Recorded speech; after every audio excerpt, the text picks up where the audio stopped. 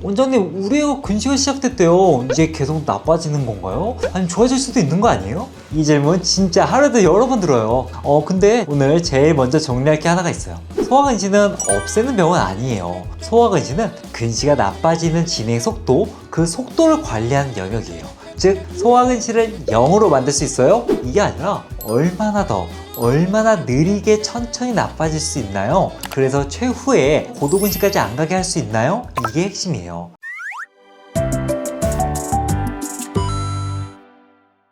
안녕하세요. 여러분의 눈주치 아인슈타인 이재호입니다. 자, 오늘은요, 안과에서 실제로 하는 진단, 치료 선택, 그 다음 경과 관찰, 그리고 비포, 애프터의 변화, 이 전 과정을 사례 흐름으로 그대로 보여드릴게요. 구독하고 계실게요. 소아근시는 크면 자연히 좋아진다? 네, 부모님들이 가장 오해하고 있는 말씀이죠. 어릴 땐 그렇지, 크면 좋아져. 야, 안경만 잘 쓰면 돼. 나중에 뭐 수술하면 되지 뭐. 그런데요, 현실은 정반대예요. 소아 청소년 시기는요, 눈이 계속 자라는 시기예요. 그리고 안경은 잘 보이게 해주는 그 도구일 뿐이에요. 안경을 쓴다고 근시 진행이 늦춰지는 건 아니라는 거죠. 그래서 소아근시는요, 그냥 지켜보는 문제가 아니라 언제 시작해서 어떻게 관리하느냐, 이게 제일 중요해요. 자, 이제 실제 진료실 사례 흐름으로 설명드리겠습니다. 만 7세 남자였어요. 뭐 항상 비슷한 얘기예요.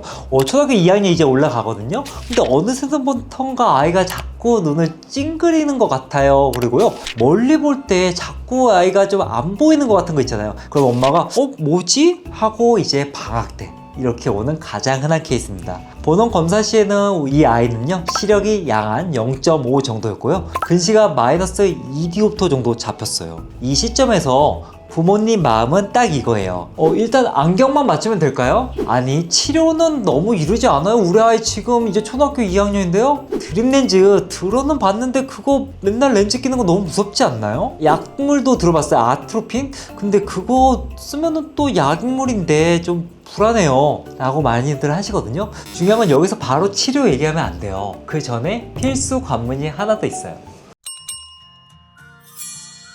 네, 정확한 진단이 먼저예요. 아이들은 성인과 좀 달라요. 눈의 조절근이 매우 강해서 피곤하거나 스마트폰을 많이 쓰면은 실제 근시가 아니라도 근시처럼 시력이 낮게 나오고요, 그 다음에 정말로 디옵터가 올라가는 경우들이 있어요. 그래서 안과에서는요, 조절마비제 검사를 통해서 이 아이가 가성근시인지 진짜 근시인부터 구분을 해요. 이 검사를 통해서 아이 눈의 진짜 굴절 상태를 확인할 수가 있어요. 그런데 만약에 이 아이를 근시가 있는 걸로 생각해서 드립렌즈나 안경 치료를 했으면 어떻게 됐을까요? 아이 같은 경우는 쓸데없는 치료를 결국 한 거고, 점점점 그런 경우에 눈이 나빠지는 거예요. 여기서 중요한 거는요, 정답이 하나가 아니라는 거예요. 결정 기준은 이렇게 봅니다. 아이의 성향 먼저 봐요. 그래서 이 아이가 렌즈가 정말 적용이 가능한지, 왜냐면 아이가 이런 걸 너무 무서워하는 아이들 많아요. 그러면 아예 렌즈는 시도하기 좀 어려워요. 생활 패턴을 또 봐야 돼요. 특히 드림렌즈는 수면이 중요하죠. 아이가 6시간에서 8시간은 최소한 자주 해야 되는데, 수면 중에 이제 자주 깨는 아이들, 그런 분들은 이제 드림렌즈 하기가 조금 어렵긴 해요. 진행 속도가 되게 중요한데요, 내가 지금 현재 근시도 중요하지만은 아이가 이제 변화가 돼가면서 빨리 진행하는 아이냐, 느리게 진행하는 아이냐, 이런 거에 따라서도 저희가 치료를 달리하고요, 부모의 관리 가능성도 중요해요. 우리 아이를 얼마나 현실적으로 이제 잘 케어해 줄 수 있는지 거죠. 그러니까 렌즈를 이렇게 처음에 껴고 렌즈 빼고 하는 거 있잖아요. 이게 별거 아닌 것 같잖아요. 처음 하시는 어머니들 아실 거예요. 1시간, 2시간 금방 가요. 그리고 안축장의 증가 속도, 시력이 중요해요. 시력과 안경 도수만 보지 말고 이 눈의 앞뒤기를 같이 봐야지 진짜 진행을 읽을 수가 있는 거예요. 정답은 하나가 아니에요. 아이마다 각각 맞는 조합이 다른 거예요. 예를 들면요, 이 아이 같은 경우에는 이제 아트로핀을 계속 해오던 아이였어요. 그리고 나서 이제 초등학교 6학년이 됐는데 근시 도수가 마이너스 6디옵터 이상, 그리고 최근 근시가 1년에 1디옵터 이상 진행을 하는 아이였어요. 그럼 이 아이는 아트로핀만으로 교정이 안 된다는 거죠. 아이마다 진행 속도가 빠른 편인 아이는 드림렌즈 하나만으로는 안 될 경우가 있고, 아트로핀 하나만으로는 안 될 경우가 있어요. 그럴 때는 두 개를 같이 복합적으로 사용을 하는 것도 있어요.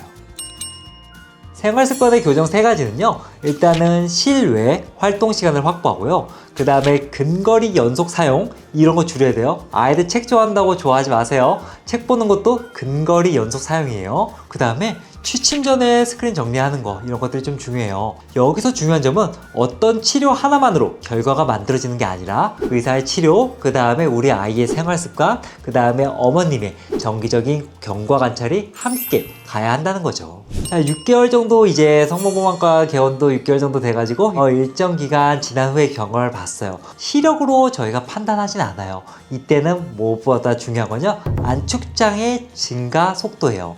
아까 전에 그 아이 같은 경우에는요, 안축장의 증가가 전에 비해서 전혀 증가를 하지 않는 것을 볼 수가 있는데요. 이런 것을 봤을 때 우리가 우리 아이가 됐는지를 하고 나서 근시의 진행이 어느 정도 느려지고 있다, 이렇게 판단을 좀 하면 될 것 같아요.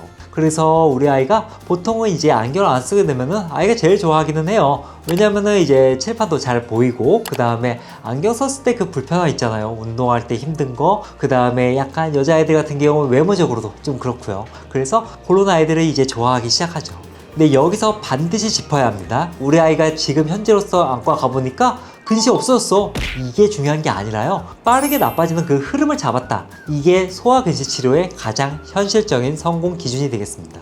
구독하고 계실게요. 자, 정리해 보겠습니다. 시력표 결과만 보고 바로 안경점부터 가서 안경 맞추지 마세요. 조절마비제 검사는 선택이 아니라 필수예요. 도수뿐 아니라 안축장 변화도 같이 좀 봐야 돼요. 치료는 단기 결과보다 장기 흐름이 중요합니다. 중간에 포기하거나 그러시면요, 갑자기 나빠지는 경우가 많거든요. 치료 시작 시점이 빠를수록 유리한 경우가 훨씬 많아요. 너무 늦으면 중학교 이후에부터는 근시 치료가 조금 힘들기도 하고요. 정기검진은 반드시 필요합니다.